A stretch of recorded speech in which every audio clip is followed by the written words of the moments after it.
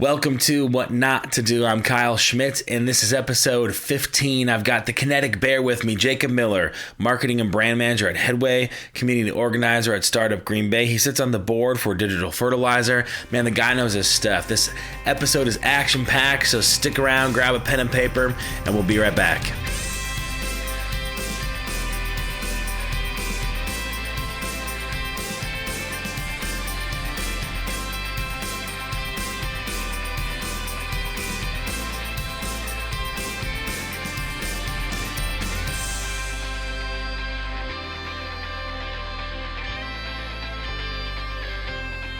Auto volume monitor, auto gain. Yeah, it's got built-in compression. Oh, cool. Awesome. And we're live, man. That's awesome. This is awesome. Nice. Yeah. So I'm with Jacob Miller. We're at Copper State Brewing Co, but we're not tucked away at a table or at a booth. We're sitting up at the bar because that's what we do here on What Not to Do. Jacob, what are you drinking? I actually have a macchiato I'm drinking because it's the afternoon and I need to pick me up. So Nice. And you did mention that you might get sleepy if you had a beer. Yeah, beers make me sleepy during the day if I'm sitting down. Yeah. I don't know.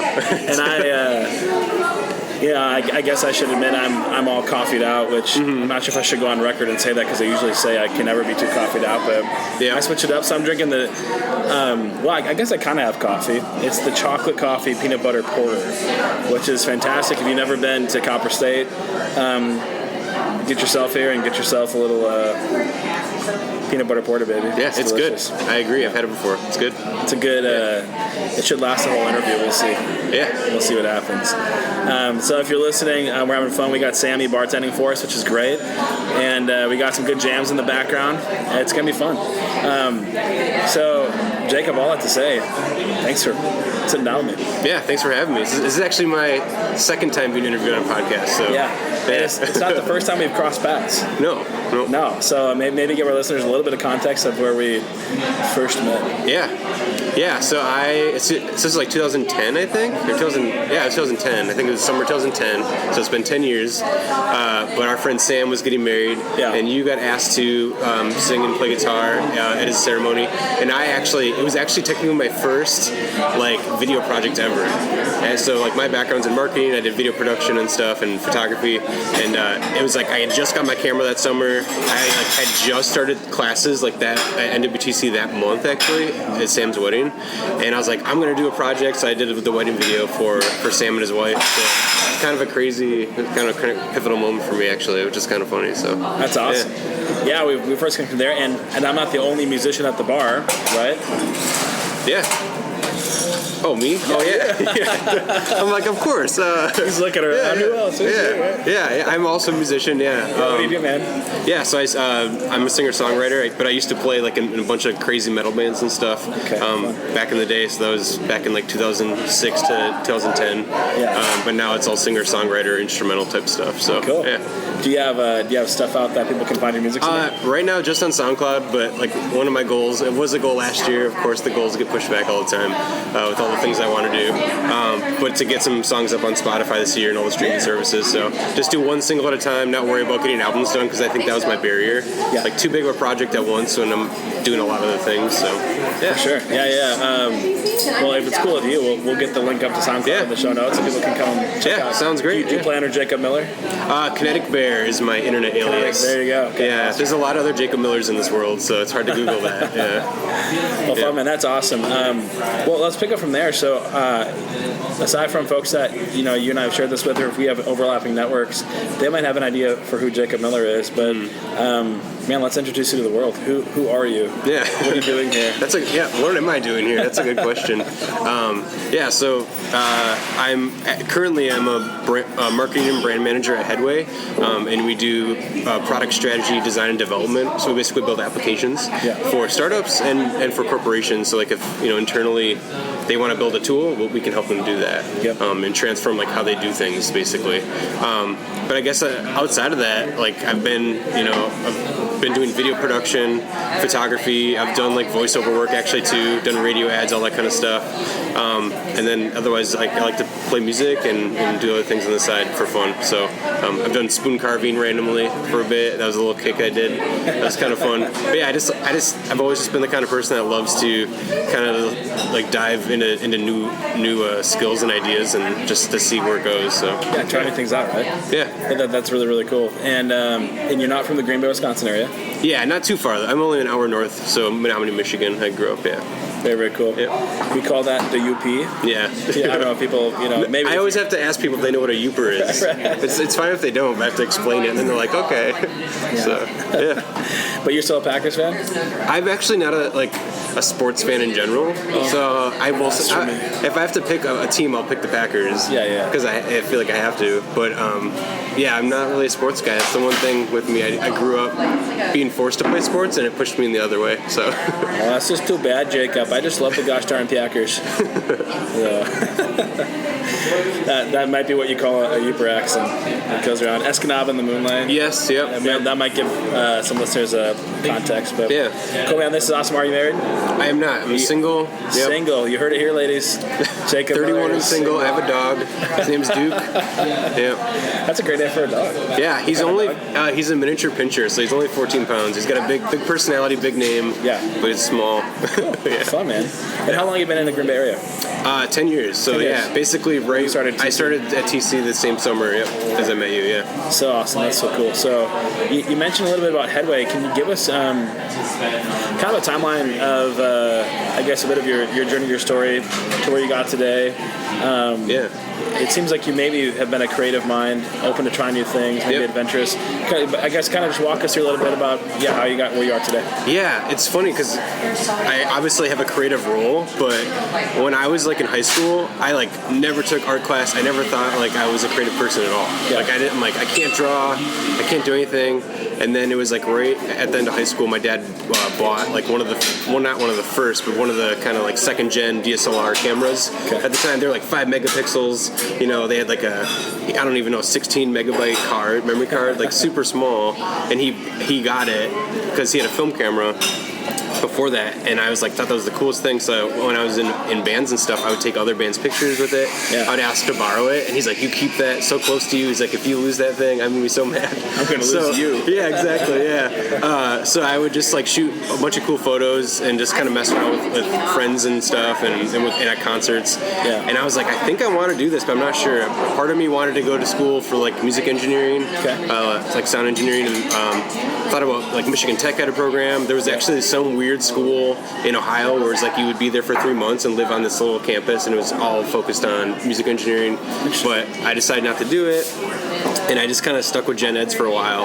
And it's funny because actually when I was in school, I totally failed all my classes in my first couple semesters of college, and I was on academic probation for 3 months or 3 semesters, and I had to work my way out of it. And it was just I learned really fast that I can't just kind of breeze through things anymore. Yeah. I had wow, I actually have to get my crap together and really take myself seriously, because I just always in high school never tried. Things kind of came easy to me, and then all of a sudden there was a switch. I was like, whoa, this is hard. What just happened? Yeah. Life isn't supposed to be like this. Yeah, exactly. And when you have freedom, that's when you start to lose, or that's when you start to learn a lot faster. Is because when you're making your own choices versus growing up, your sister brings you to school, your parents drop you off. It's a rhythm that you're in, and you don't have to make that choice. You're just going.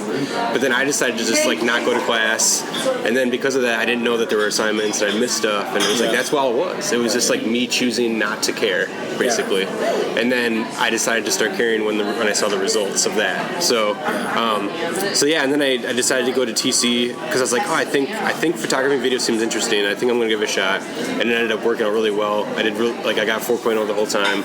I went above and beyond in projects. I started doing personal projects on the side of my school projects, and I tried to mold them together so I could get 2 birds with 1 stone, basically. I would get my other classmates to come with me and do all these projects, and they're like, this is so cool. It was such a cool collaborative, it was building like a little community on campus. It was cool. Yeah. And then I got my first job like a few months before I even graduated at a company called Ultra Resources in Neenah, Wisconsin. And I got that job all through it was my first semester in school. My photography teacher, he like would see me in the grocery store when I worked at Festival of Foods. Yeah. So I had, from all through school, I had worked in grocery stores for like 8 years. So I was in school for a long time because I had to retake all these classes, but I always worked in grocery stores the whole time, and worked my way up. And I was like a floor manager at Festival of Foods. And then the teacher saw me one day. He's like, "Hey," he's like, how are things going? He's like, "You looking for a job?" I was like, "I don't know, maybe." And then he's like, "Yeah." Well, it's like, "Well, what is it?" And then he's like, "Well, I have a friend down in Neenah at Ultra Resources that's looking for a guy to join his team to do video production, photography, and stuff." I was like, "Oh, cool." Met him over coffee, and then basically a month later, I had the job. Yeah. So, and it's funny because ever since then, I've never had to apply for a job in my life. So, which I think is like one of those things where like if you work really hard in your craft and you develop really good relationships with people, which with that teacher I did have a good relationship with, people will just like reach out to you over time and be like, "Hey, we're like thinking about you. Are you interested?" Yeah. And that's what's happened over and over and over. So I worked at Alta, which they work with like Fortune 500 companies, Fortune 100 companies like Disney, Dr. Pepper, Snapple, Johnson & Johnson, SC Johnson. So I basically helped them grow their sales, like help with their sales team internally with marketing, and then I also helped with recruitment because they have like at the time they had over 2,000 employees, so their turnover was pretty high, but they always had to get recruitment, so I helped with a lot of that stuff. So I just learned a ton about like corporate environment marketing, and like how like video and photography are like incorporated into that whole circle, which was super cool and super valuable. I did that for 3 years, and then Sam, he was working at Archetype at the time. This was like 2015. Sam who? Sam Picard. Oh, yeah, Sam Picard. If you're listening, hi Sam. Hi Sam. Get Sam on the show. You should, yeah. I told him I was hopping in here, and then Sam invited me to come hang out at Archetype for an afternoon, and because I had put in like a really heavy week, so I had Friday off, and they met me and they're like, basically, "Hey, do you want to work here?" I was like, "Yeah, I guess. Like, let's chat." And then 2 months later, I started. And then I was there for a while, did like, some TV spots for like Shopco and Fox Communities Credit Union, and got to go to Europe for a video project and stuff, which is super cool. Yeah, tough stuff. Yeah, I don't know. It was, yeah, for sure. It was just like really like enriching experience, but I knew it wasn't where I wanted to be still. Like the whole time I was there, I was like, I don't know if this is the right fit for me still, because I knew I really couldn't go up in my position, or like there was no like growth plan, I guess. And I felt like I was kind of like, this is it. I was like, I don't know. And then not sure if I'm ready to do this for 40 more years. Yeah.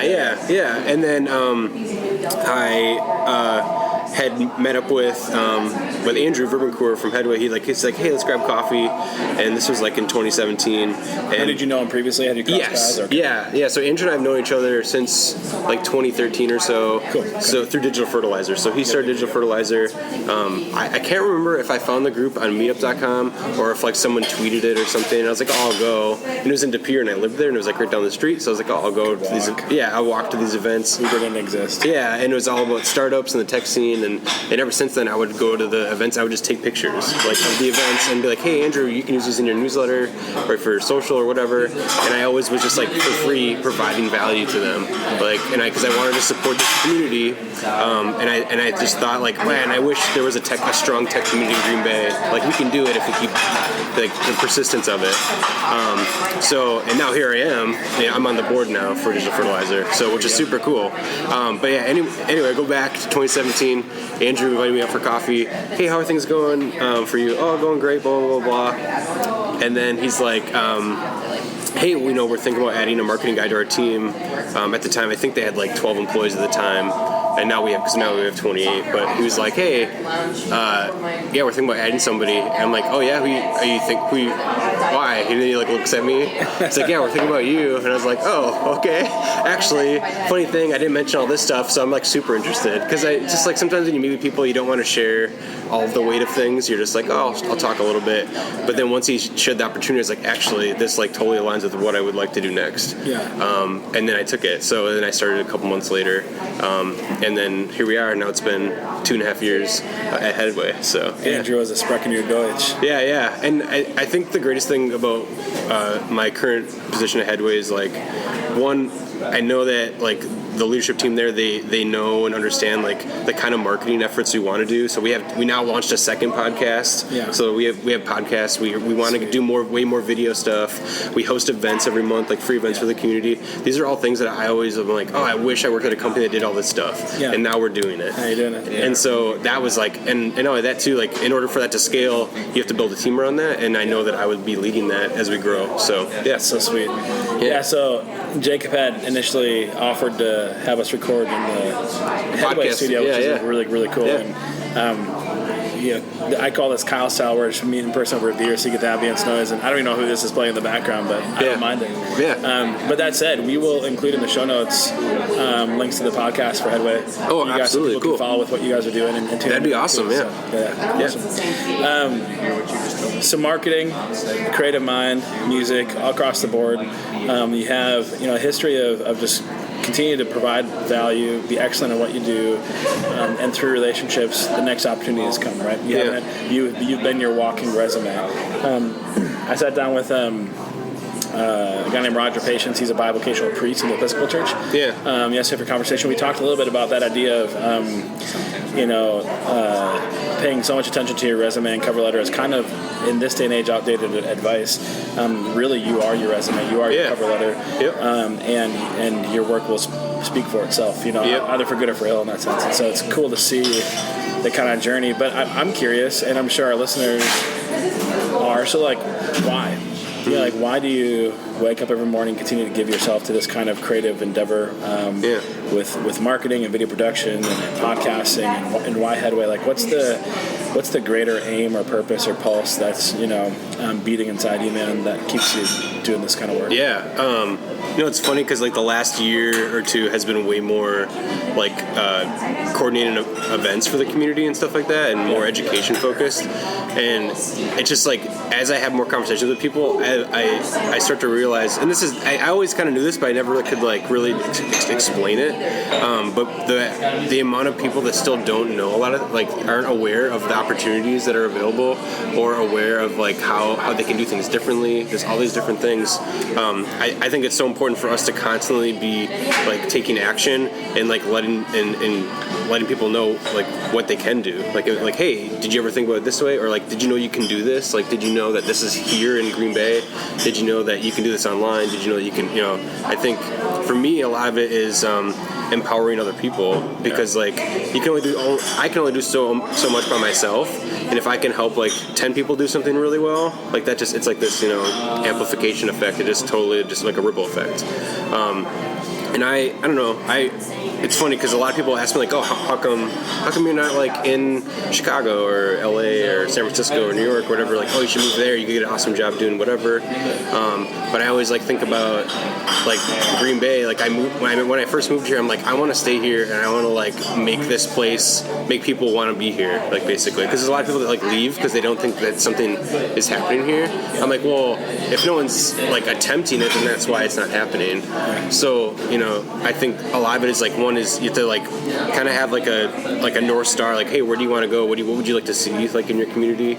So for me, I'm like, oh, I want to see like the tech community grow, but I also want to see the creative community grow because I'm kind of involved in both, and I feel like there's synergies there. And by doing that, it's like, okay, I have to consistently like help events happen, consistently talk to people and say, hey, did you know we have these events? You should come join us. It's free, or like, oh, it's only $10 or it's only $20. Like, you should come join us. Then you actually, oh, you should talk to this person. You should talk to that person. So like for me, it's like, how can I get more people connected and get them to show up and be together? And then the other part of that too is like just the consistency. Like with digital fertilizer and with Headway, we've been consistently doing things for years, and it's like, and now it's not that people didn't like notice it before, but now it's like it's starting to like gain momentum, way more momentum than ever. And there's a lot of other variables that make that so, but I think with anything that's always true. Like, hey, as long as you're always on your trajectory and doing your part, all all it takes is for the other variable to align with you, and then that's when it happens. Yeah. But if you're not consistently doing it, if you stop just before that all of a sudden that collision of good happens, like all of a sudden then you missed it. Yeah. Like, oh, you only need to do it for one more week. Yeah. Yeah, it's like, oh man, I should have stuck on for one more week and I would have got it. Like, kind of thing. Yeah. Have you read Jim Collins' Good to Great? No, but I'm familiar with it. Yeah, familiar with the flywheel effect. I mean, it's there's a similar principle to like compounding interest. Yeah. To where it's like, the parable of a penny were to compound every day for 30 days. After 2 weeks, you only have $115. You're like, what is this? Like, why am I still even doing this? Yeah. Right. But by the mid-20s, you start to get hundreds of thousands, that kind of stuff. Late 20s, you start to get into $1 million or $2 million, and day 30 is $5 million, and day 31 is $10 million. Mm-hmm. Right. Like, so like, would you have rather had $1 million up front, or wait 30 days and have $10 million? Right? Yeah. And it's kind of a parable for our work in life.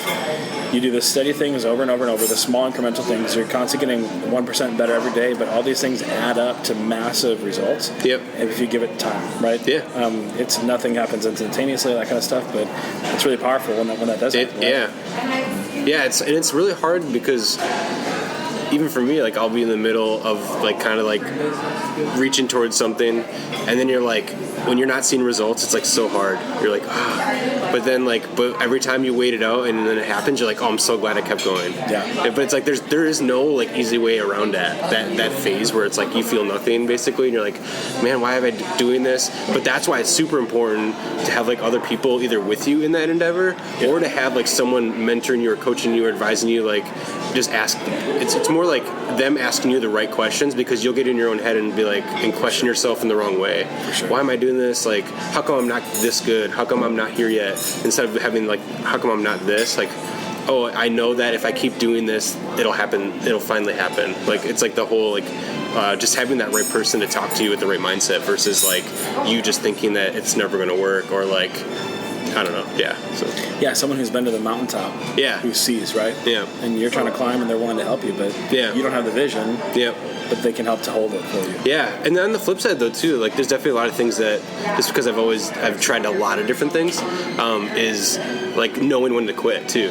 Like sometimes it's not easy either. To like, it's like the dip. Yeah, it's kind of like, it's almost like you have to validate it a little bit. Like, oh, I'm gonna do this thing, but if no one else in the community is chiming in, if it's like a community type thing, we know to stop doing it. Like, oh well, no one seems to like be resonating with that, so like let's not do it anymore. Or it's like if you do ads, like, oh, no one's clicking, well, let's stop spending money on it. Like, it's the same kind of thing. So stop spending your time and your own money on this thing that's not working. Yeah. Personal hobbies can be different, obviously, but sometimes you just do it just to do it. Like baking food, and all of a sudden this $20 of ingredients tastes like poop. And we definitely do not recommend eating what not to do, right? Yeah. Don't eat poop. Oh, jeez. Hey, this is Kyle. Well done on your decision today to be great. Those are my kiddos in the background. Hey, if you want more of this kind of content, find me on social media. We'll keep the conversation going. You can hit me up on Instagram, Twitter, Facebook, LinkedIn, at StartWithWNTD. Again, at StartWithWNTD. We'll see you there. Oh, man. I'm not going to edit that out either. No, that's fine. That was awesome. Yeah. Don't eat poop. What not to do. Yeah. We're done. Episode's done, right? Episode's done. Just don't eat it. Yeah. Oh, that's great. Yeah, man, you're hitting on some gold there. So many things came to mind. Have you ever read the book Think and Grow Rich? Mm-mm. Hey, Sammy, can I do another peanut butter porter? Thank you. Really practical read, but they give a story in the beginning about a guy that during the gold rush went out, dug around, found gold, covered it up, came back out east, raised some funds, and went back out and started digging for gold and all that kind of stuff. And they're like, we're going to be so wealthy. And they found all the gold that they needed to be able to pay off all the equipment, but then the gold vein disappeared. Thank you so much, Sammy. I appreciate it.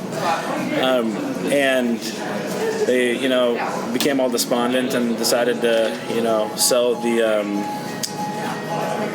the equipment to a local scrapper. And the scrapper, had the wisdom to know that, well, let's go hire a mining engineer to figure out where this gold vein went, Oh, yeah. And so the mining engineer comes along and just kind of laughs. He's like, well, they don't, that previous, band have Yahoos. They knew nothing about fault lines. You're going to find the rest, the continuation of that gold line 3 feet from where it left off. Yeah. 3 feet. And so obviously you can imagine the original guys were just like, you got to be kidding me. Yeah, yeah. And one of the guys that helped to put up the funds was the guy's nephew. Well, the guy's nephew learned the lesson of they stopped 3 feet short from gold. Had they just brought the outside help when they needed it, when they seemed like there was a dead end, they would have had everything that they thought they would have had. Right? Yeah. Yet they sold, for pennies on the dollar, their equipment to a scrapper. Yeah. Who became incredibly wealthy. Well, so this nephew that put up the funds, he ends up it takes that lesson to heart, ends up being one of the most successful life insurance salesmen in the world. Whoa. Because he realized that he was never going to stop at no again. Right when he got this proverbial no, hey, there's no more gold. Right, he realized I'm 3 feet from it. Yeah. Right? And in that sense, he became one of the most successful salesmen. So I think it's such a principle in life. Like whatever we might be doing, even if we don't have the vision, if we think it's a dead end, if we think that there's a stop, it just means that we got to reach up, right? Reach out for help. Other people that have that vision that we don't, and help us to see. And maybe it is a dead end, and maybe that's when we do need to quit. Yeah. I know Seth Godin talks about that in his book, The Dip.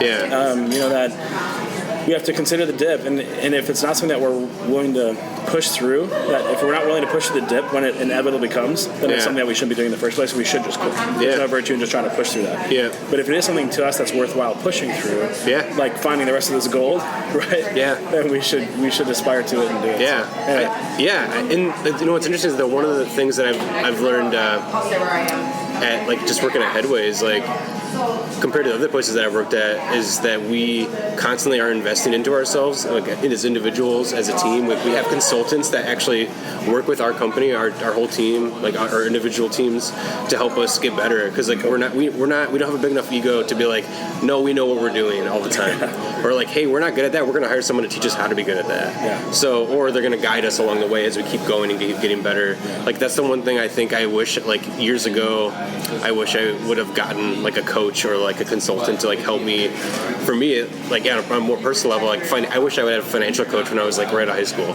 to be hey, not that my parents didn't teach me to not put money on credit cards and all that kind of stuff. Yeah. But I wish I just would have had someone to sit down with me and be hey, this is what you need to do, because these are the results you're going to get if you do it.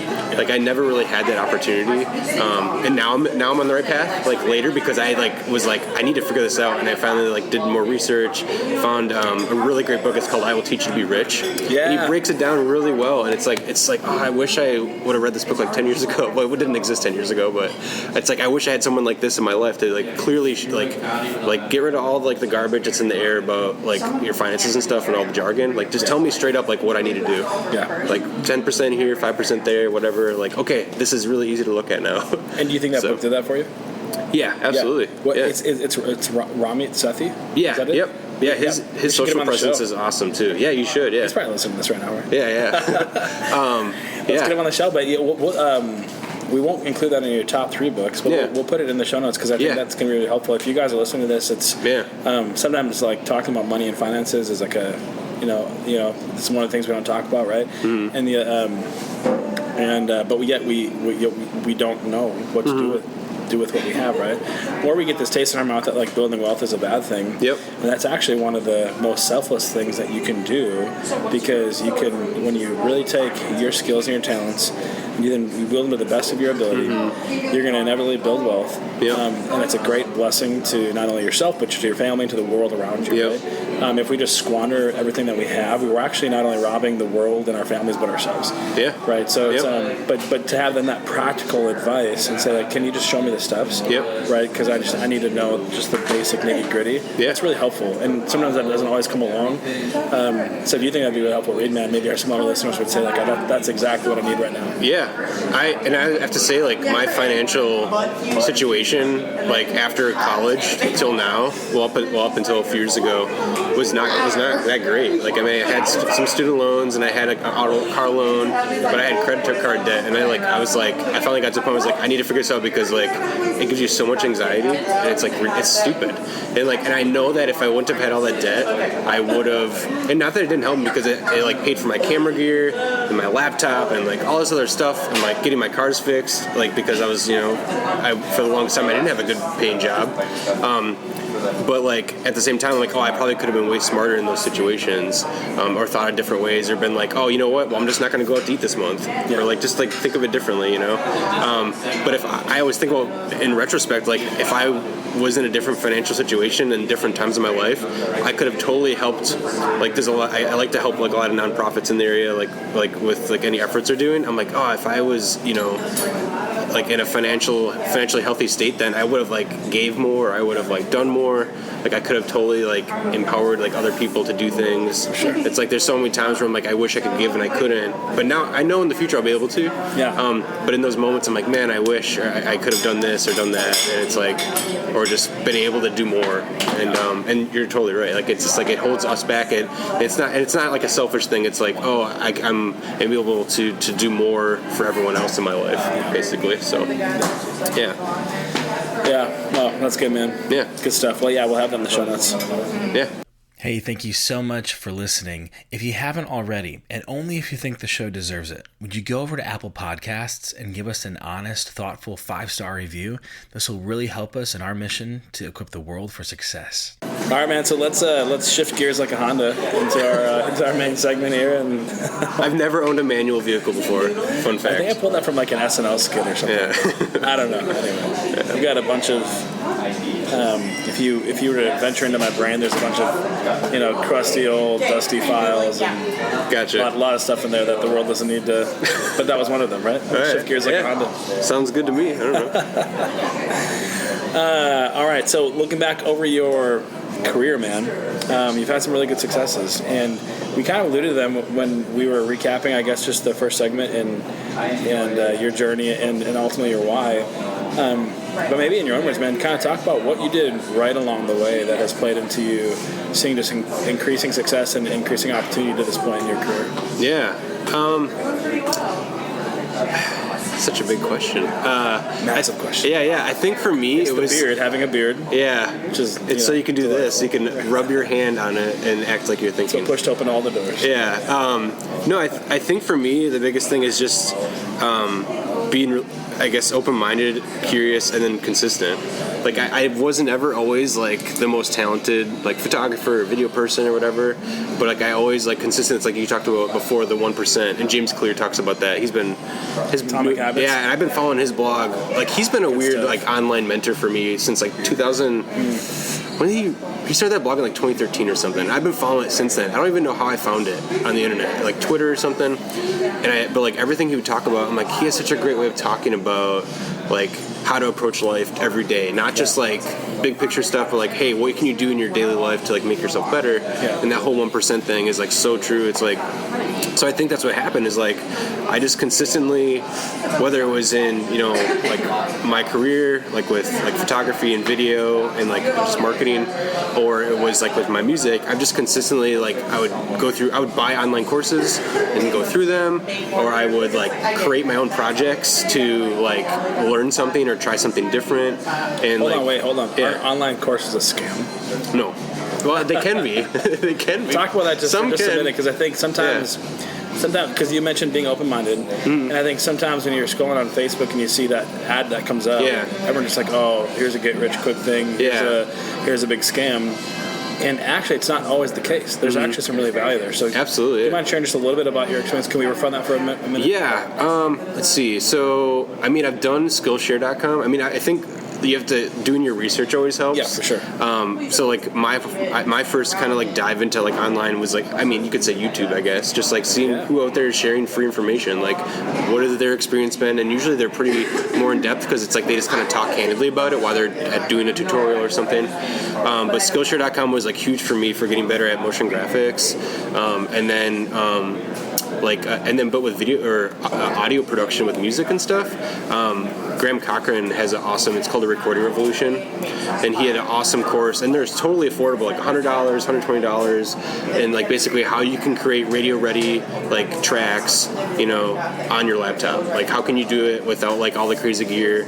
You don't need all this crazy gear to create great music. And I learned so much from him, and it was just like it totally changed the way like I write music, I record it, and super beneficial. And that also impacted like my video production skills, like because audio is a huge part of video production. It just completely like changed it all.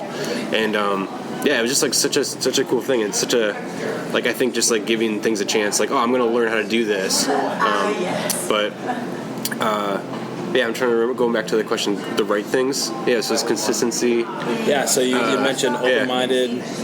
Curiosity and consistency. Yeah, so I think I was like, oh, this course seems like it might be good for me. Yeah. And then you should just do it. If you can afford to do it, and you're like, you know what, I'm going to budget this month so I can pay to do that, that's great. And because I know, like, if that works, that means the next, like, 5 to 10 years are going to benefit from this. Yeah. So.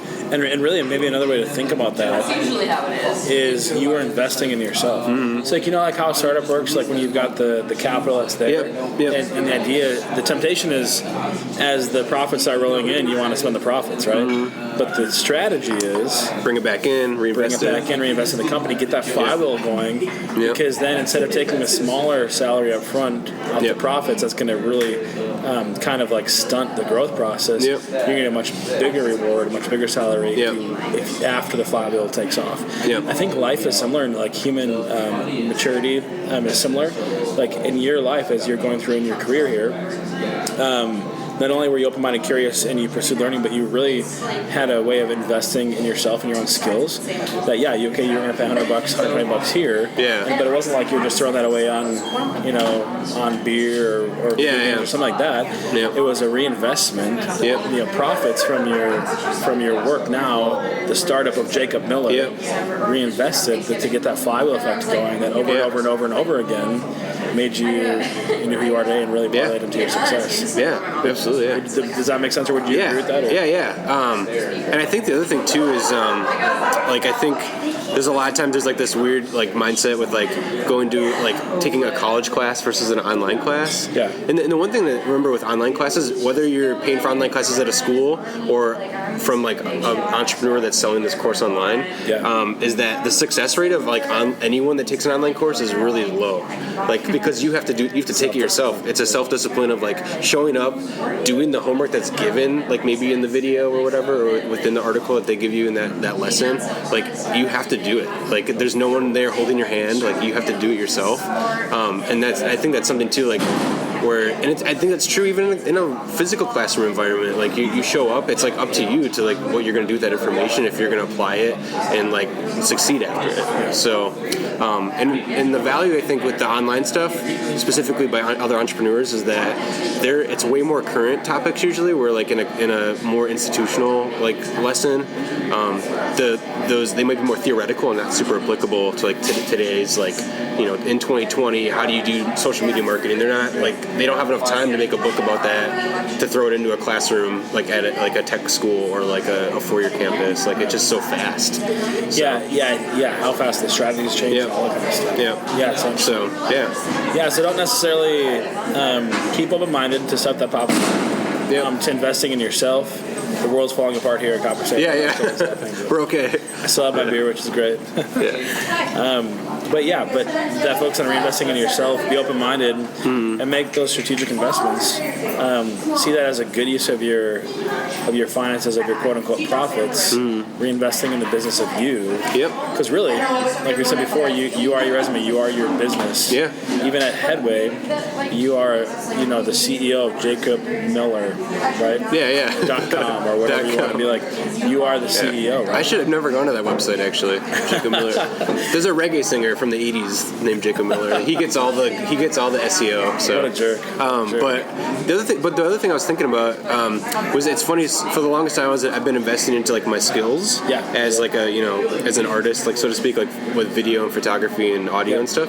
But then now it's been more like in strategy. Like, how do I understand like you were talking about mental models and stuff. How do you approach like problems, and then like creating a plan to approach those problems, and then also like being a better leader. Like, for now I'm like starting to do one-on-ones with people on my team, and I'm like, well, this is like such a next step. Like, it's like obviously my role is marketing and brand manager. Like, I'm managing like what we're doing, but not always necessarily managing people. But now that's starting to change. And now it's like, oh, how do I better communicate with everyone else on my team? How do I lead them? It's like I'm starting to learn to like, I got to change like my daily schedule like what I'm doing in the morning, so I'm better prepared when I get to work. Like there's all these things I'm like starting to reconsider in my life that I just always kind of like winged it, and now I'm like, man, I need structure so that I can be there for when everyone else needs me.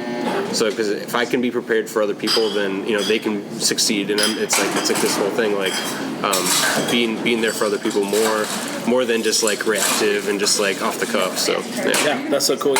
Yeah, growing in the strength and maturity, taking initiative, responsibility, realizing that as you're growing those capacities, you're leading people. Yeah, and you don't want to toy with their lives and all that kind of stuff. So you realize it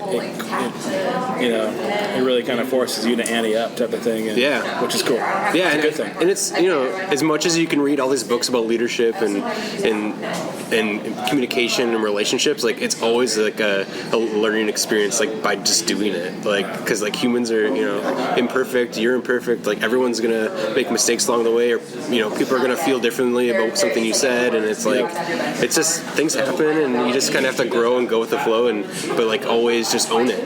Like I think one of the books you were so Herding Tigers is one of the books I was gonna recommend later, but I'll bring it up now because it makes sense. But that's all about like being a creative like leader. So like if you're leading like other creative people like designers and like photographers or whatever like on your team or copywriters, like how do you like lead them? It's like he's like the whole book's like he talks about leading a creative team's like herding. It's not like herding cats, it's like herding tigers, because they're all really like strong and like creative people. So like how do you like empower them and then like also let go of control, because you can't like just like micromanage them. It doesn't work that way, because when people feel micromanaged, they leave. Like they're like, I don't want to be like this. But how do you then also like when they make mistakes, you have to own their mistakes, because you didn't set them up for success. Yeah. So like there's a lot of great insight in that book, and it's not your fault, but it's your responsibility. It's your responsibility. Between the two, for sure. Exactly. Sure. Yeah, you said exactly right. Herding Tigers, that's a cool concept. I never heard of the book. Yeah. Todd Henry's the author. He had a couple other books, but it's such a great, because it's like creative leadership's so hard, because it's like, you have these projects, and you know what the clients want, but your team, it's like how do you make sure your team's always in the know of like what your clients think about, and also just falling on the sword for everybody else, because that's how you gain trust, and people are more willing to like take risks if they know that you trust them, and like when you take those risks, like really great things can happen. Like wow, but when they don't happen, you still have to own it. It's like it's cool stuff. It was a great book. Yeah, cool. Well, good. So we'll have that in the show notes. For all y'all that are interested, but you're gonna have to wait for the other two. Nice. Till the end here. All right, I want to know who's next.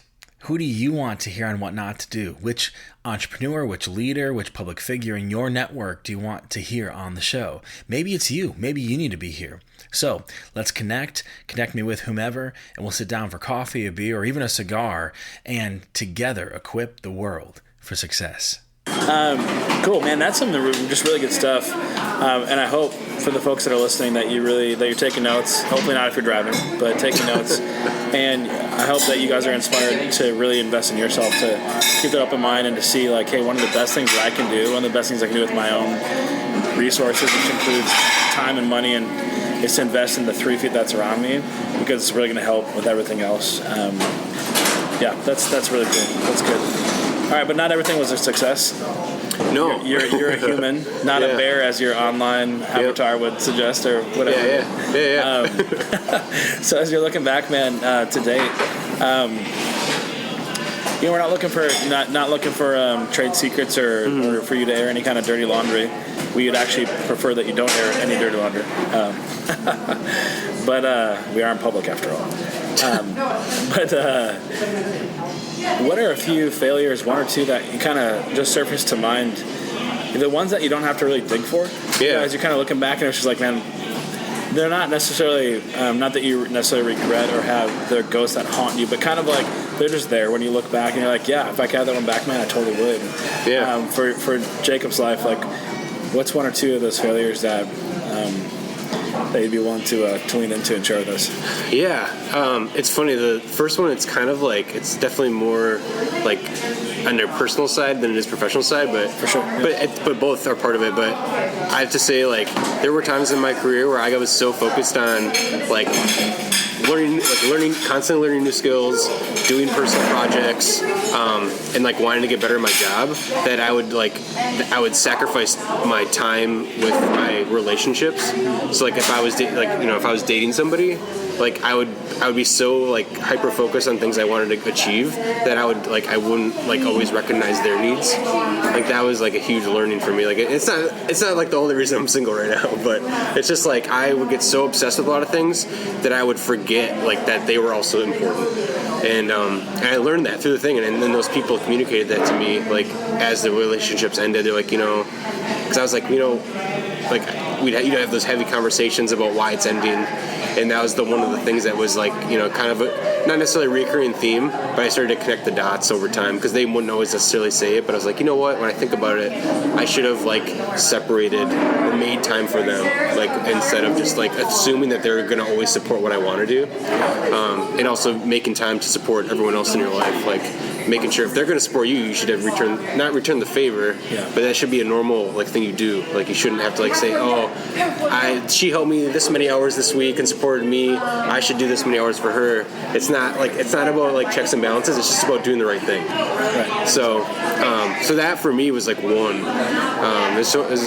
Not that I can change like the past with any of those, but it just gave me some clarity on like, hey, I need to like not get so obsessed with like nothing wrong with being obsessed with like something, but just having like kind of checking in with yourself and making sure that you're not like leaving others behind. So yeah, I mean, all that you're doing, all the work that you're doing, you're not only doing for yourself, but you're ultimately doing for other people, right? Yeah. Whatever product or value you're taking to market, it's really for the sake of others. Yeah. If it's a means to be able to provide for your loved ones, then you're doing it for others. And so there's a way in which our work, we can go about doing our work intensely, obsessively, which can be a good thing, but not if it's ultimately sacrificing everyone else in our lives. Because then we have to say, okay, maybe we need to redefine obsession here, or focus on that kind of stuff. And I love what you said about checks and balances. I mean, sometimes we get into that mindset of like, well, she gave me this, I'm going to give her that. Yeah. And it's like, well, that's not really how human nature works. Like, it's no fun trying to keep score, tit for tat type of thing. But like what you said, just doing what's right, and sometimes that's more something you have to intuitively, right? It's in your gut. Yeah. Then it is saying like, you know what, I actually need to sit down, I need to close the laptop right now and just go read a book with my wife or something like that. Or, take her out to dinner, buy her flowers for no reason, all that kind of stuff. Put the phone down and get on the floor and play with the kids. That too. Yeah. Making sure that you are not just managing time, but making time, because it kind of goes back to what you're saying between fault and responsibility. Like you got to take full ownership, and we're ultimately responsible. Yeah, it's like where you spend your time clearly, like your actions clearly state what's important to you. I can't remember who said that. Somebody said that recently. Everyone. Yeah, everyone. I can't remember if it was a James Clear thing or if someone tweeted it. I was like, dang, it's like really heavy right now, because I started thinking about my whole week. I was like, what did I do this week? What's Thanks important? For ruining my week. Yeah. I was like, shoot. But it's such an easy way. Sometimes like, as complex as life can be, it's also super simple. Yeah. Which is super, Yeah, that's awesome, man. Well, and sometimes it's those simple truths that kick us in the teeth. You know what I'm saying? Like we gloss over them because they're so simple, and yet like when they come back, they kick us in the teeth, and we need it, right? Yeah. It's almost so obvious. How do we miss it, right? Yeah. But it's good. What else, man? What else comes to mind as far as? I mean, you are Jacob Miller, so probably not a lot of. Oh my gosh! Come on. What's another one that comes to mind, man, that you would be willing to share? Yeah, for me, like not being prepared all the time. Like that was for the longest time. I would I kind of mentioned before. I'd kind of off the cuff do things because I don't know. I feel like I'm really good at like kind of reacting and solving problems. Like I'll do this, I'll do that. Like with writing, I mean, I wrote an ebook in like 3 months. It was like 90 pages. I ended up giving it. I had it on like.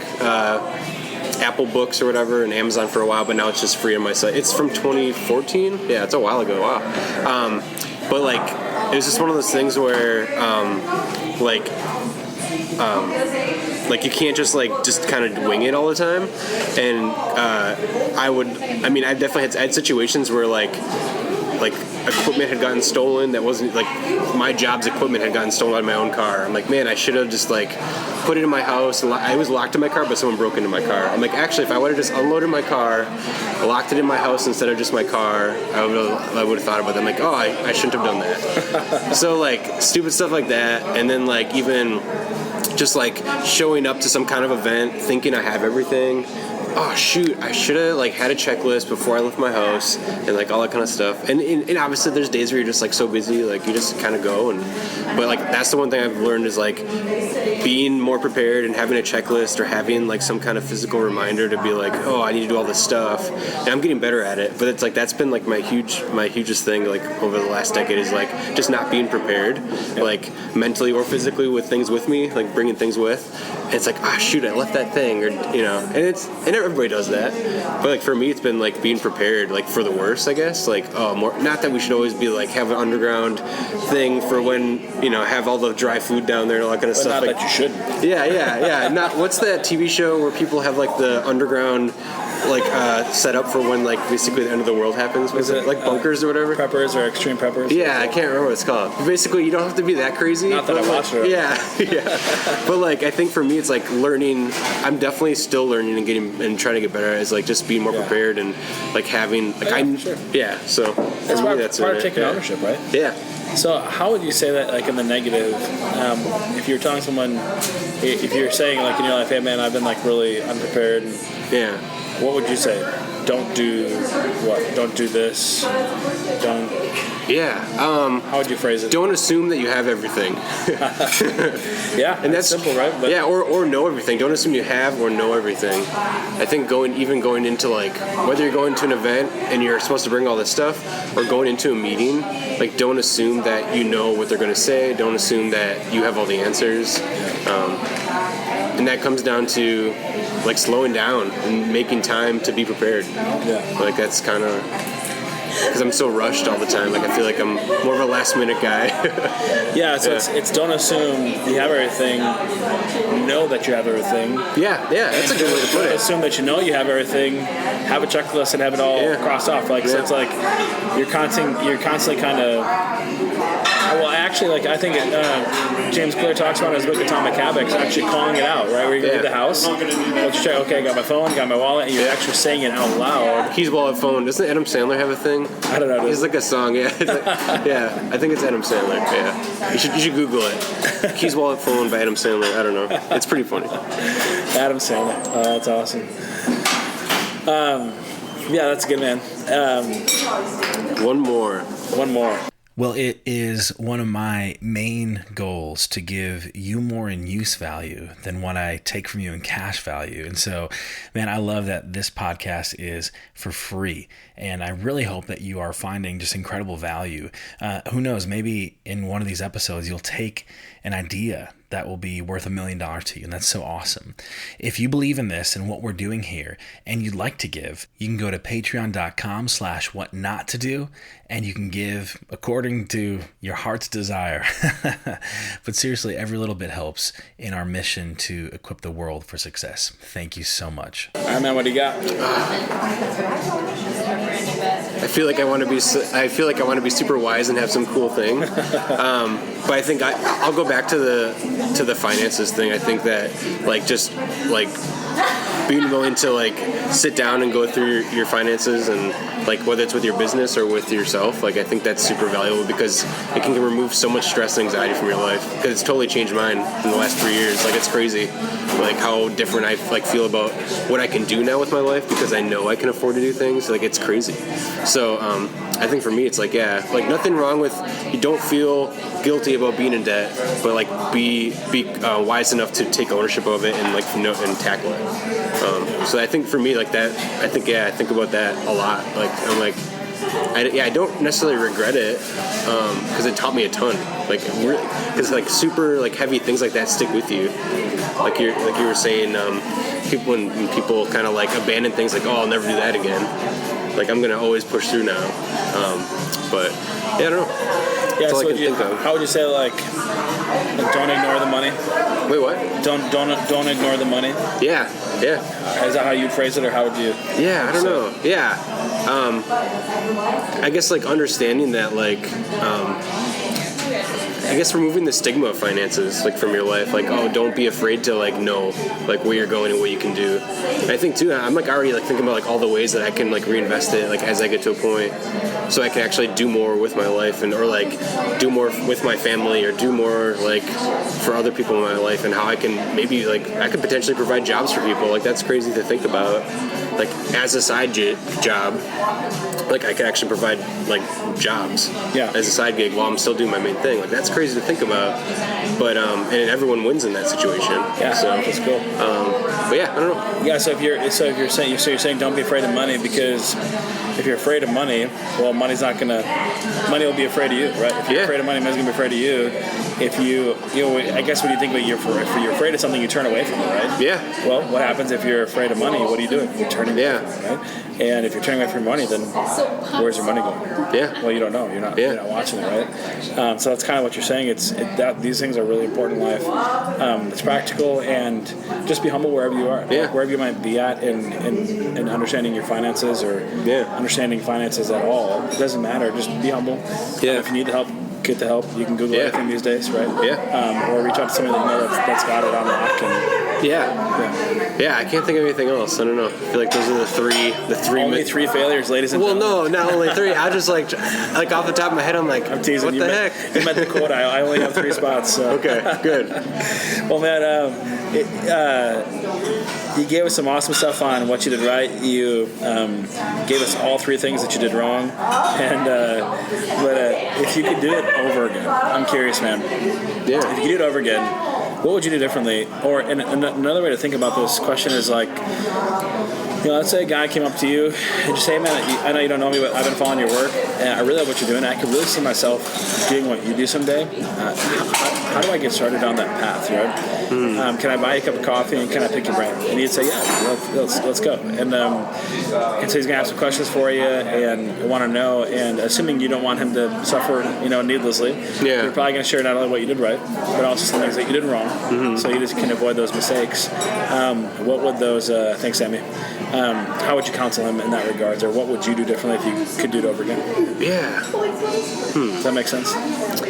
Yeah. So if I was like talking to myself, a young version of myself, basically? Yeah, could be that for sure. Yeah. I'm like trying to think of like, oh, it's so contextual. How do I answer that? I think like it's one of those things where it's just like, it's funny, like now thinking about the wrong number 3 is spending, I think the one thing that actually impacts all of my mistakes is like spending too much time with the wrong people. So I think like the people that you surround yourself with are like a huge impact on like your own success, who you become, how, like the speed at which you become that person that you're aiming for. Like it's all like you become your environment basically. You become the people you surround yourself with, kind of thing. So I think one is like finding, they always say, I can't remember who says it, but it's like find the 5 people you want to surround yourself with outside your family. And I know there's some people that don't have like a supportive family, and that's really hard. And that's when like the friend circle or the mentorship circle is super important, because not even that you want to just surround yourself with, but that you want to be like. Right? You want to be like, Because I think what your point was is we're going to become like those that we spend time with. Yeah. And so if when you say the wrong people, well, who are the wrong people? People that don't want to be like, people that might just be wasting their lives. And instead of helping each other to go further, faster, they're actually keeping me from really unleashing my potential and capacity in life, and they kind of just bring me down. So I need to find people that we can be of mutual encouragement and benefit, and that's kind of what you're saying, right? Yeah. Find those people, and those are the people that you should want to spend time with. Yeah, that's good. That can be hard to recognize. It's so hard. And that's where it's like one of those things where it's, you kind of have to like, once you do find the people that you can rely on and like that you like want to be like, and it's like always asking them like, hey, I don't know how to even bring that conversation up, but like I haven't asked them like, hey, what do you think about this person? Do you think like they're a good person for me in my life? And like those are really hard conversations, because they could be friends that you've had for like a decade or whatever, or your whole life, or you grew up with them, and it's like it's nothing like, it's not that you don't care about those people. It's that you need to like learn that like, I know that if I spend time with this person, I'm doing this more. I'm doing things that I don't like, or I don't like that I do that anymore. I used to be like that, but I don't want to be like that anymore. Like it's hard. Like that's like the weird human stuff that's like super hard. It's like it's heart stuff. It's not head stuff. It's like so hard. And I can't remember the beginning of the conversation there, but what would you do differently? So I mean, you said one of the things you would advise your younger self to is, hey, make sure you're spending time with people that you want to be like, that are actually going to be encouraging to you, and not people that are just going to be kind of spinning in circles, chasing tails, that type of stuff. And what's cool about that is like when you start to become that better person because you're surrounding yourself with those people, other people that are similar to that will start to attract to you because they want to surround themselves with you. Yeah. It's like it's like this crazy multiplier. Like it's really awesome. So yeah. So I'm going to take a wild guess and say you probably experienced that dynamic in a startup community. Yep. Would you say that's true?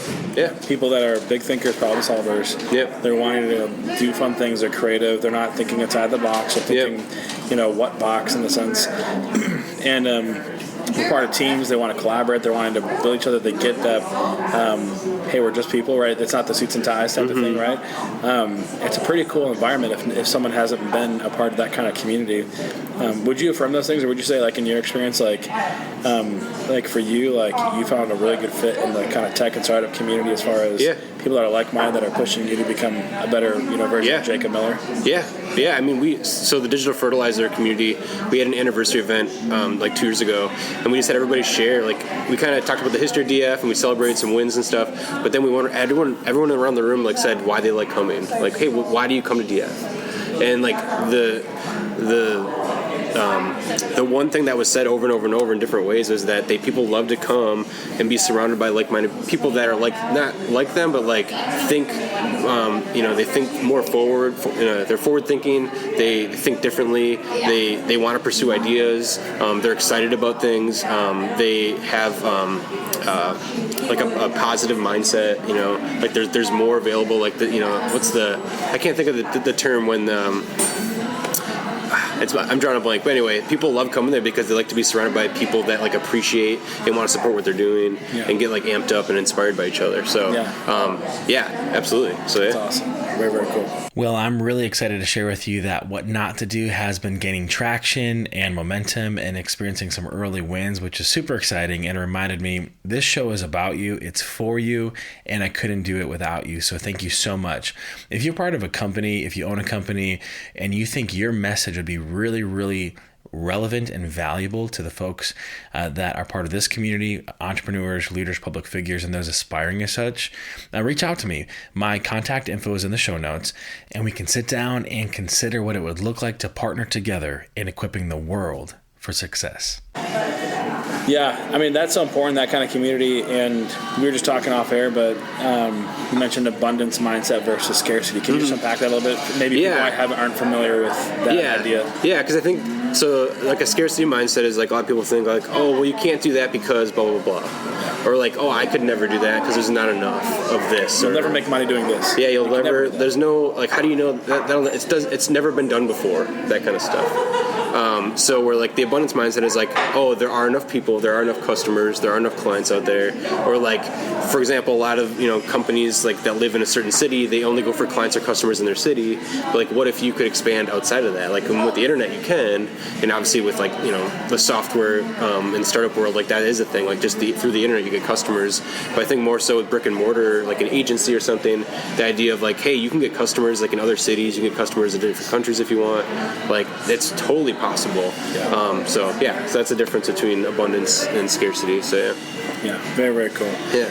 Yeah. So speaking about being in a community of people, you mentioned how it's how it really affects how we turn out all of life, and I've kind of thought about it in the past like a garden. We have the if you think about like a rose, well, the potential and the capacity for that rose was wrapped up in the seed. It was meant to become a rose the whole time. Right. And but what determines whether or not that rose comes to full blossom and bloom in all of its glory is its environment. Yeah. What happens if it falls on blacktop? It's not going anywhere, right? Yeah. What happens if it never gets sun and rain? Yeah. What if it happens to get too much sun and not enough rain, or vice versa, right? Yeah. So environment, at some point, it shapes us, and it can really affect how we achieve our capacity. So it kind of goes back to highlight against, make sure whoever you're hanging out with, whoever you're spending time with, you need to make sure that you're on the same page and that they're actually helping you in this direction, not hurting you here. Yeah. And those can be really uncomfortable, hard questions to ask, right? Yeah. But I'm curious for you, man, in your life as you're looking back to date, who has been one of the most, and probably several, but who kind of comes to mind when you think of like your success, your formation? Who has been someone that's been really, in a sense, irreplaceable in helping you to become the man that you are today? I mean, if I think about like my entire life, like probably like my dad. I mean, just because he was the kind of guy that like he worked a full-time job, and then he became like, so I went to a Catholic school, a small private school, but he became the president of the board, like kind of he didn't really choose that. I remember him talking about like he showed up to the meeting and basically they're like, hey, we voted you to be president, and he's like, okay, and that was kind of how it happened. But he was already on the board, but he was the kind of guy where like he was there like mopping the floors and like sweeping things and like taking down chairs and tables for events, and like he was there all the time, like because he cared about us and like he knew it was important, and like I always saw that. And then we, of course, as kids, were always there helping out too. And no, my dad wasn't getting paid, like it wasn't like, so like I that always stuck with me. And like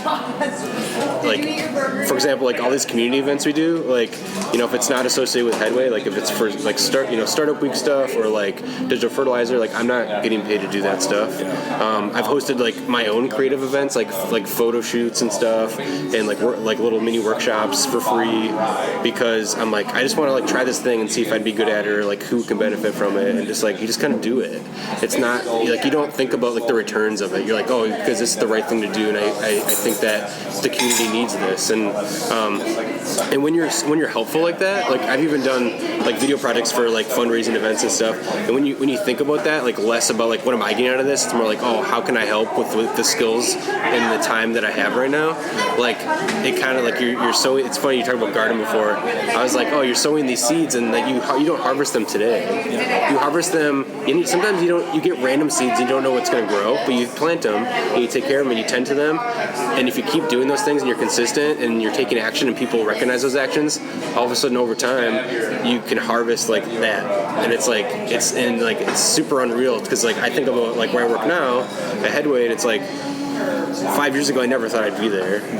I mean, I was like, doing that, working in this industry, working with the people I get to work with, getting to travel and do things I didn't get to do through my job. It's like, holy crap! Like I never in my I thought about like, oh, it could be a possibility, but like the fact that like it all kind of lined up and it worked out, like it's crazy. Like it's just like but it like totally affirms everything I've been doing. Like, okay, this is good. Like I need to keep doing that stuff. Like that's why I did it. Like not that like the results were why, but it's just like this weird like reap what you sow kind of thing. I don't know. Yeah, for sure. There's a great book called The Go-Giver. Have you ever heard it? Mm-mm. Bob Berg. It's kind of a parable about like extraordinary business of kind of giving yourself versus like taking. Yeah. He mentions in there in the story format the idea of you want to give more in use value than you take in cash value. Yeah. Right? So think about maybe like the idea of a book. It might cost you $10 for the book, but maybe there's $1,000 idea in that book. Oh, maybe yeah. There's $1 million idea in that book. Yeah. So what you were given in use value was a lot more than you took, or than they took from you in cash value. Yeah. I think all of life needs to be that way. Like if we lead with money first and people second, it's a recipe for disaster. It's really a short-term strategy. Yeah. Justin and I were talking about that in our conversation together. Thinking, the next, I've got this great idea, it's going to make tons of money. Yeah. Well, you probably already know that they're leading with money first and people second. It's not going to go so well. Yeah. You lead with people first. How can I serve? How can I give extraordinary value? The money's going to come. The wealth is going to come. That's great, right? But it's going to come in its right place, right? Yep. Not first, not at the expense of others, yep, but because of others, right? Yeah. Which is cool. So. That's awesome, man. It's neat to see. In our day and age, it's good to have good dads. It's always needed for in every sure. day and age. Yeah. All right, man. So not the best advice, but I'm curious. I'm curious what the worst advice you ever heard is. So, imagine we're sitting here at the bar and the guy next to you is like, "Hey, buddy, you should do this," and you're like, "This is just terrible advice." Yeah. What do you think, man? Or that you've been given it sometime along the way. It's funny because I don't. I've always thought I wanted to own a house. Yeah. And I think like people buying houses really young without like having a good, like I feel like people buying houses, they don't understand why they're actually buying a house. It's like a social expectation. What you should do. Yeah, what you should do. And it's not saying like just the house thing, but I think there's a lot of times where like social norms, like, well, everyone else has this, so I should probably do it. Like I need to have a nicer car. I need to have a nice house. I need to have like, there's a lot of things where like, especially, I'm 31, but like the last 10 years have been like, I slightly sometimes feel like I'm still failing because I'm not doing what everyone else is doing. Like I'm not married yet. I don't have any kids. I don't have a house. I do have a nice car though, but like I don't have a house. But then it's funny because now that I went through that book, I'll Teach You to Be Rich. Like as a single person to own a house, it actually doesn't really make sense. Like financially, like your time, like all that stuff. Because as a homeowner, it's no longer divided if you don't have a spouse. So you got to cut the grass. You have to do all these things. That there's repairs you have to take off work. All these different things that add up, like that actually like your time is money kind of thing almost. Just like all these things, and like so I think a lot of it is like just like don't like I think a lot of times like, oh, you need to do this. Like people always, because it's like when people recommend a social norm to you, I don't think it's I don't think it's just the house thing. I think it's like, oh, you should totally get this. Like, and it's like just based on like what the social norms are. Otherwise, I think too, like it's not necessarily a true statement, but I think when people will say, oh, you got to go to school for that, I don't think that's always true. Obviously, if you're going to be a lawyer, if you're going to be a doctor, yes, go to school, please, because you have to. Like, if you're going to save my life, please go to school. But as far as like marketing or like any a lot more creative paths, like you don't need to go to like a fancy art school. There's definitely benefits though to going to those institutions, especially if you have a scholarship. Go, like that's an awesome experience. If you have a scholarship to like go to like a really great establishment, to meet and network with really great people, and to like have that time to invest into your art and like into your creativity and your skills, like do it. Yeah. But like if you like do sit down and say, wow, if I go through this program, I'm going to be $60,000, $100,000 in debt, and like the average income of that type of role afterwards is like not that much, you should reconsider and think about like, hey, just like work a normal job or like do some online stuff or find like courses like in your community that you can take that are more easily done, and like invest in your free time. And because I think a lot of those skills are like you can do it by yourself and just like invest your time in your evenings to do it, but then try to find a mentor, like find someone in your area that's like really good at that one thing, and like have them like, hey, what would it take? I noticed you don't like offer lessons, but like, what can I pay you? Can I pay you $20 a week to give you for 30 minutes? Like, can I pay you? Yeah, can I pay you like whatever per month to just like meet with you once a month? Like, because I think that's like way more valuable to have like a mentor than to like go to this huge establishment, spend all this money, and maybe not get like what you thought out of it. So yeah, because the learner can be much more integrated. Yep. Like I think you mentioned earlier about you were really learning on the job. Mm-hmm. And but it kind of actually harkens back to that more of like that apprenticeship model, right? Yeah. That we've kind of seen gone away like from centuries past, but you find someone who's a master in their craft. Yeah. And you come under their wing and you start from scratch, but you're learning, you're being molded, you're being shaped. Yep. And eventually you're going to spin out and do your own thing. Yeah. And hopefully you'd repeat that process to continue to reproduce masters, in the craft. Mm-hmm. Yeah, that's interesting. It's Robert Kiyosaki talks about in Rich Dad Poor Dad. Have you ever heard of it? I'm actually familiar with the book, but I've never read it. Yeah. Talks about. I guess he gives one of the most simple definitions of liabilities and assets. An asset puts money into your pocket. Yeah. A liability takes it out. Yeah. By that definition, a house is a liability. Yeah. Now people are gonna like uproar and unsubscribe from the podcast and all that stuff. But if you think about it, a house isn't liquid. You have to sell the house to get the equity, and that's when people think of a house as an investment. That's what they think of, right? They think of like all that I have in a house. But in the meantime, how much are you paying the house?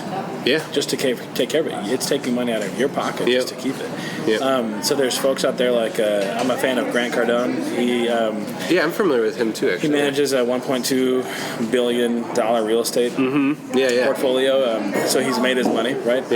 And he doesn't own. He's very much against owning a home because of that principle.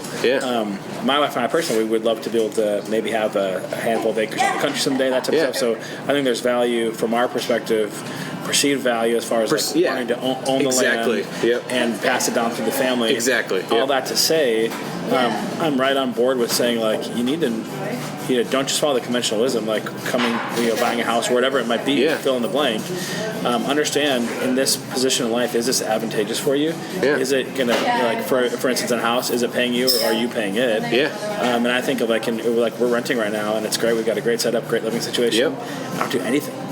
We got dumped in the past week 16 inches don't of have snow. to move snow, don't have to cut touch grass. A shovel once, right? You know what I'm saying? It's, and that's huge. That's time with your kids and your wife. Frees me up to do other things, especially in this stage of life when I'm giving myself to other endeavors that I can invest in. That time is super valuable. Totally. And people.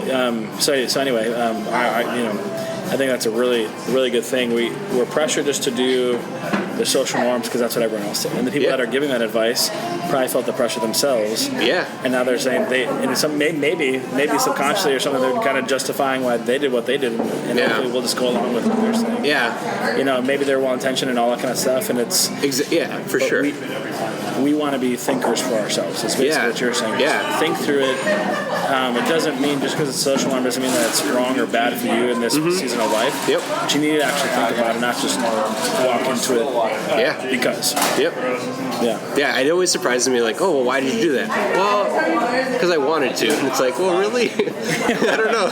Why did you want to, right? Like, they don't ever think about, like, the deeper behind why, for me, like, I would love to have a home because I would love to have a backyard. I would love to, like, build things in my garage. Run around, right? Yeah, like, those are things, and those are all things I would value, but, like, right now I don't need those things, and I can't afford to do that. So, like, okay, now I'm good. I'm happy where I'm at. It's like knowing what your needs are at, right? What's important right now, but then forward thinking, like, oh, I know in 10 years I want that. How do I get there?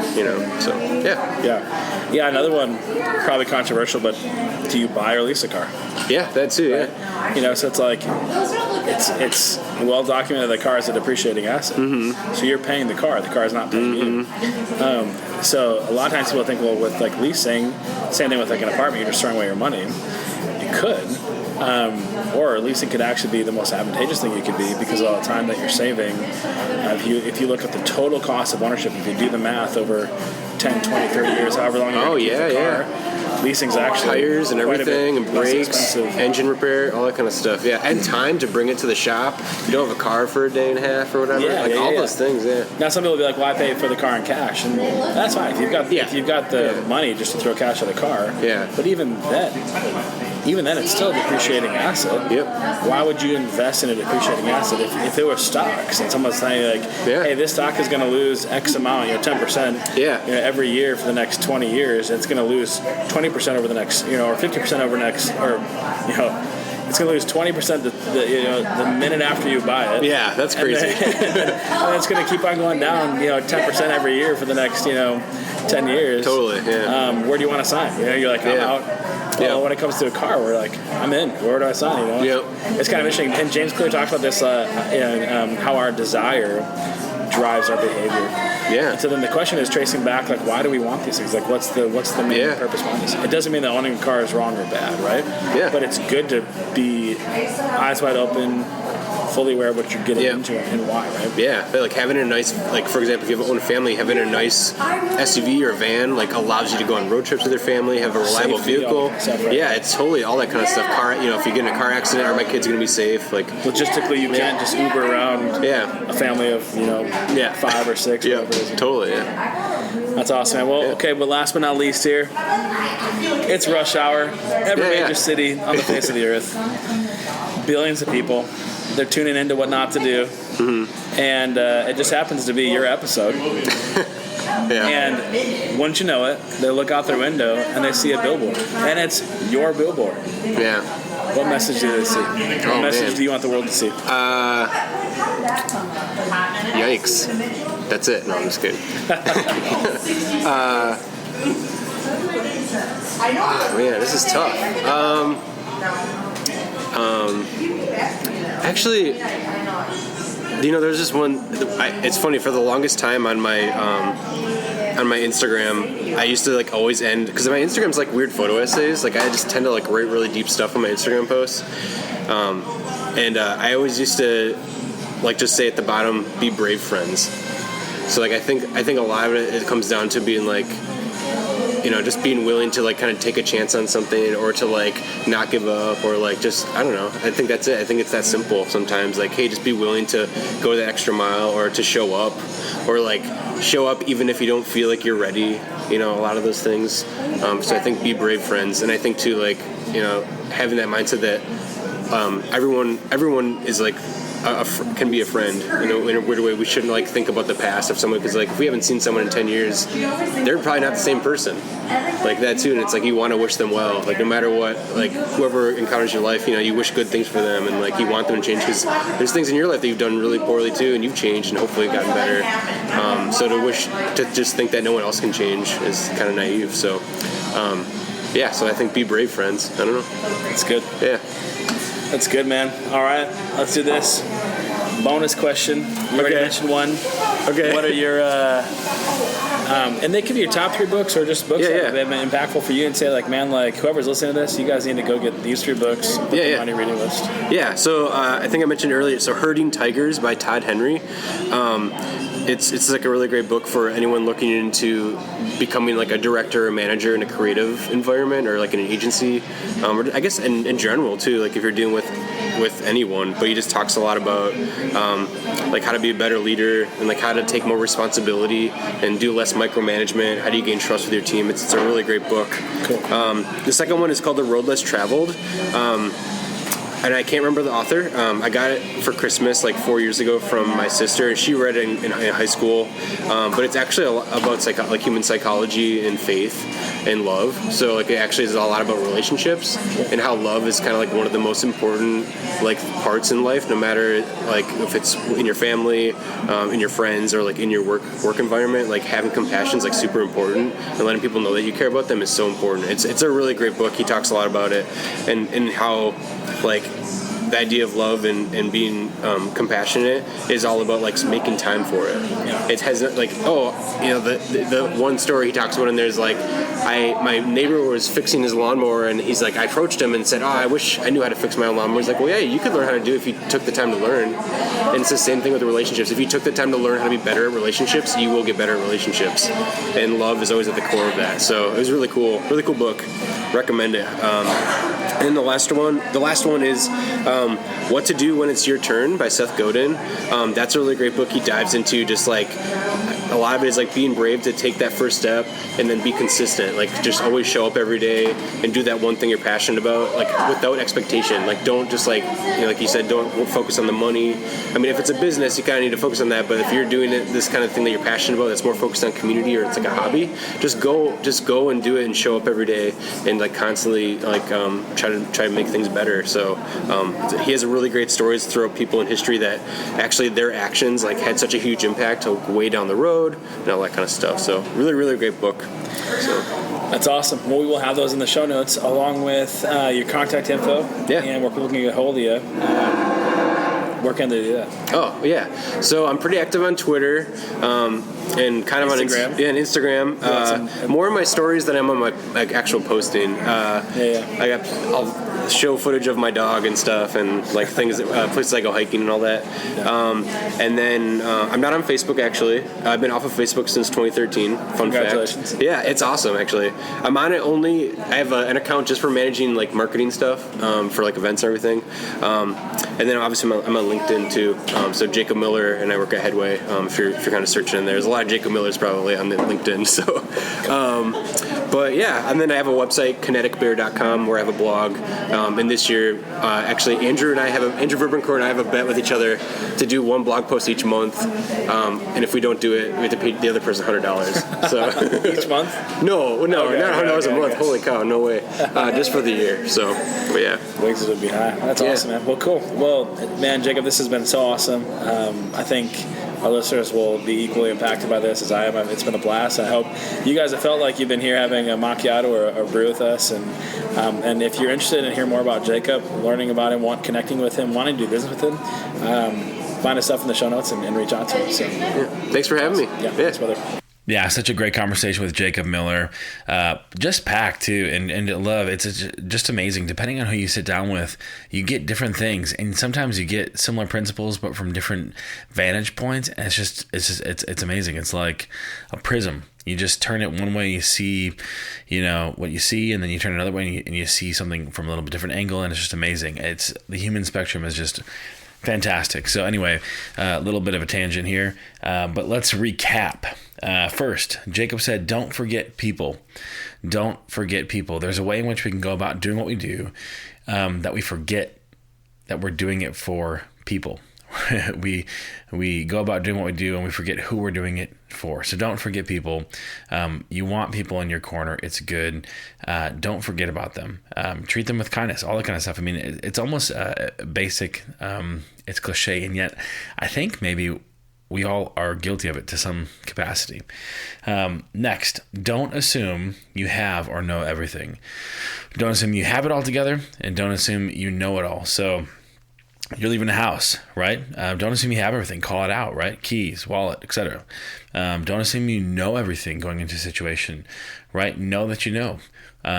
Get others to help. Don't assume that you have everything. Don't assume that you know everything. Next, don't be afraid of money. Don't be afraid of money. It's when things aren't going well financially, it's easier to turn away and just, not face the reality because you're afraid of it. Don't be afraid of it. Face the reality. Look at it as ugly as it might be or as great as it might be, and mind the money. And a bonus one, don't spend time with the wrong people. Don't spend time with the wrong people. You are already following that advice. You're already not making that failure by being here. And so I want to remind you, first of all, thank you so much for listening. Next, this podcast is about you. It's for you, and I couldn't do it without you. Being here, learning from folks that have had successes and willing to pass on failure to you is already making that conscious choice, that step in the right direction of really being picky on who you spend time with and who you listen to. And that's huge. And I have the sheer joy of learning with you and brokering those conversations, which is so exciting. So if this podcast has been helpful for you, maybe even this specific episode with Jacob Miller, share it with a friend. Share it with someone who would also be really helped by it. One great way you can do that is to go over to Apple Podcasts, and only if you think the show deserves it, give us an honest 5-star review. It can really help us to get stories like Jacob's out to the world, and it could help equip the world for success, which is awesome. Connect with us on social media. Let's keep the conversation going there. Shoot me a note on who you want to hear on what not to do, and maybe it's you. So make yourself known. Let me know. If you'd like to give, you can do that at patreon.com. And if you're a company that has a relevant message to what we're doing here, reach out to me and let's connect and consider what would look like to partner together. Well, it's been said that good men learn from their own mistakes, but great men, they learn from the mistakes of others. So go, be great, and we'll see you next time.